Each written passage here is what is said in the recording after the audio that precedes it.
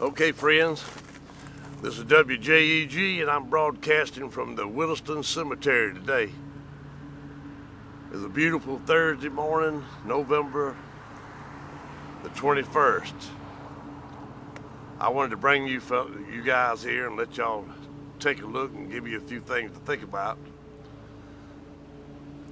I lost my wife 8 years ago in January, and it took me about 7 years before I ever put a grave marker here, so they call it.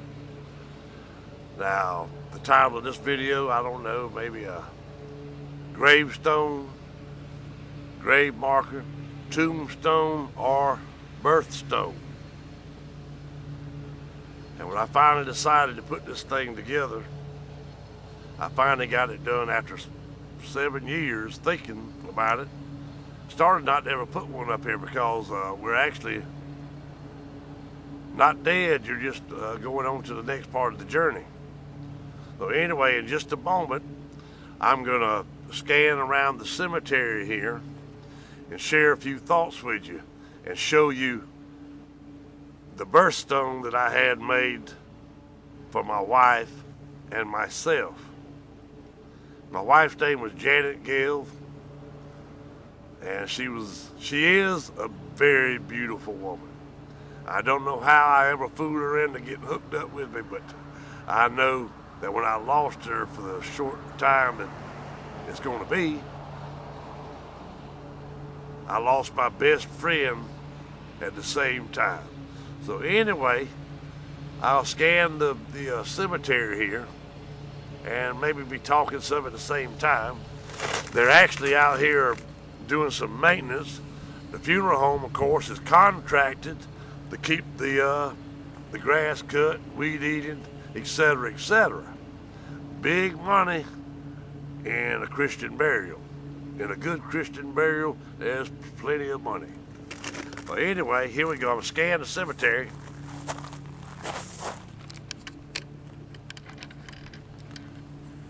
What you're first going to see across the road over here is a huge area, another piece of property that they have bought for more graves and more headstones. And mind you now, Williston, South Carolina is a small town.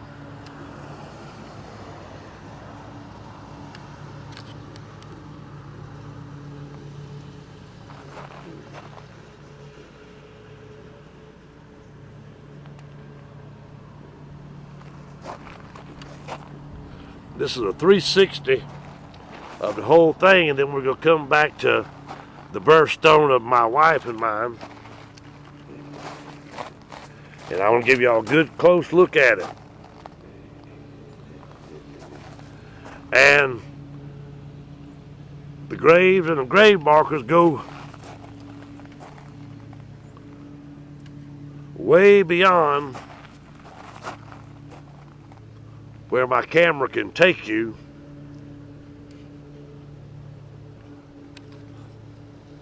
But it's a pretty big cemetery for a small town like Williston, South Carolina.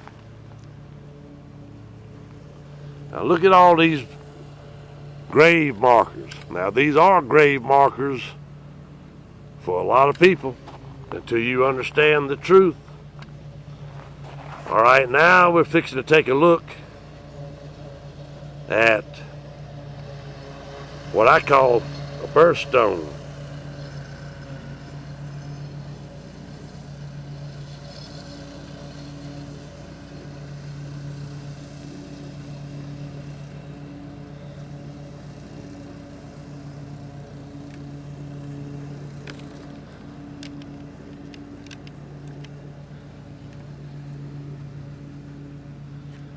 I'm hoping that you guys will be able to read this. I'm going to move my camera around on the tripod and give you a quick look. This is my family's plot, and the only grave here right now is that's the birthstone for my older brother who was killed in a car wreck when he was 19 years old. Left a wife and a 1-year-old son here when he was taken out. My younger brother was almost killed in a car accident. As close as you can come to being gone out of here. And 3 years ago,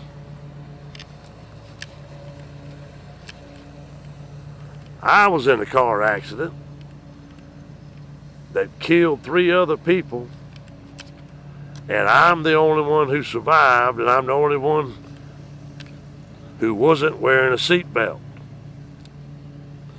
Now this birthstone here has got the date of our marriage,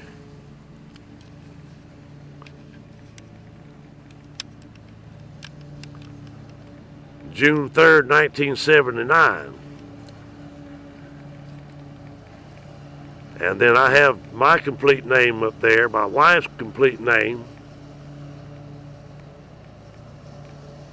the complete names of my father and mother, the complete names of my wife's father and mother, and I've got the mother's names. I have their maiden names there for anybody who's running around the cemetery trying to find somebody that ain't there, who ain't dead yet. They're just somewhere else. All right, I was born in 1956. I'm living my first death right now. I am one lucky man because I was married to Janet Gail Dix, 3 times a lady. Now you see, her first death was her birth in 1961, March 22nd. Her second death is January 6, 2012, which was 4 days before my birthday, and I picked her ashes up on my birthday, January 10th, 2012. This January 6th will be 8 years. And it's kind of cool about the number 8. You lay it down horizontally, it's a symbol for infinity.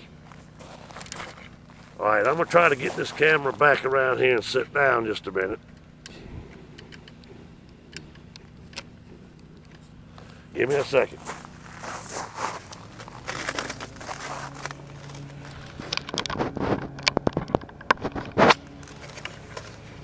Uh-oh. Ah! There we are. Okay. I hear the lawnmowers running over there. I hope it's not too loud. And it's easy to get carried away in a conversation and make them too long, the videos that are. Try to keep them short and sweet and simple. I'm going to try to get better in that. I'm not editing anything. I'm not trying to win any awards for producing the best video. The most important thing is the message. All right. You can't leave religions and governments out of the equation when you think about what's happened to us in this world that we're living in. Same people invented these governments and religion. And I said invented. And on that note, man has not created not one thing.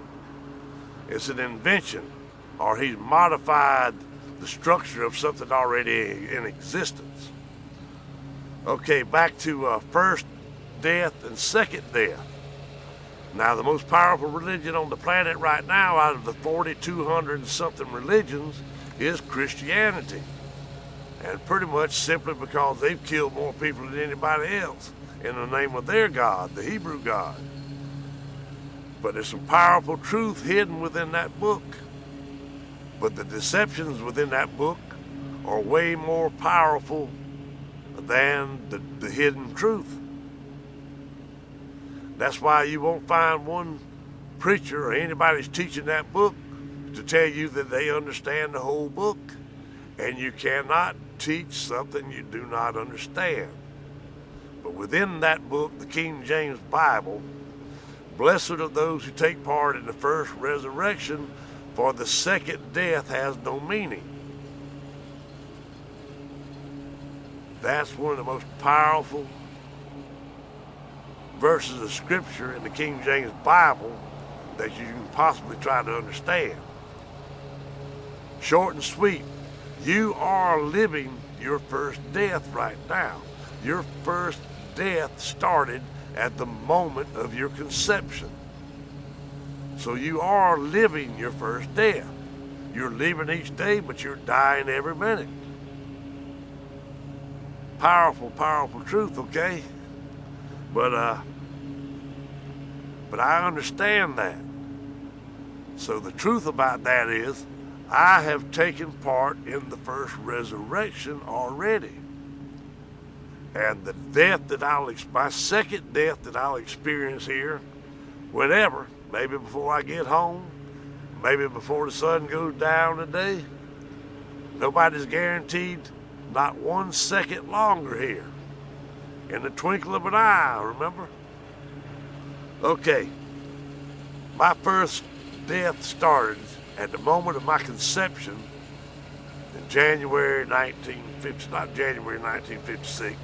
Yeah, at the moment of my conception, 9 months before January 10th, 1956. That was the beginning of my first death. And I was living my first death until I understood the truth when I was in my mid-50s or early 50s, somewhere 10, 12 years ago, that I started to really understand it. But I finally got the last piece of the puzzle after that wreck, which killed me, and I would have never been able to share this part of the puzzle with you.